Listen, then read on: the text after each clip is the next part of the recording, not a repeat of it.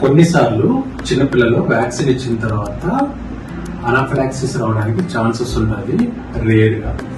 అలాంటప్పుడు మనము ఎటువంటి ప్రికాషన్స్ తీసుకోవాలంటే mainly drug of choice adrenaline.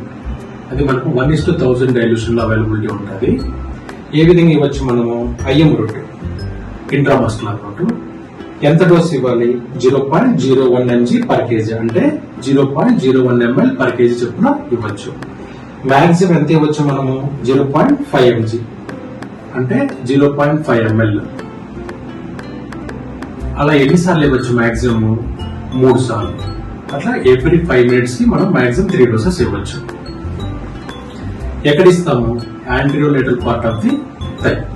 So for example 10 kg child ఎంత డోస్ ఇస్తాము? మన డోస్ వచ్చి 0.01 ml పర్ కేజీ. అలా maximum 0.1 ml IM anterolateral part of the thigh లో ఇస్తాము. ఓకే.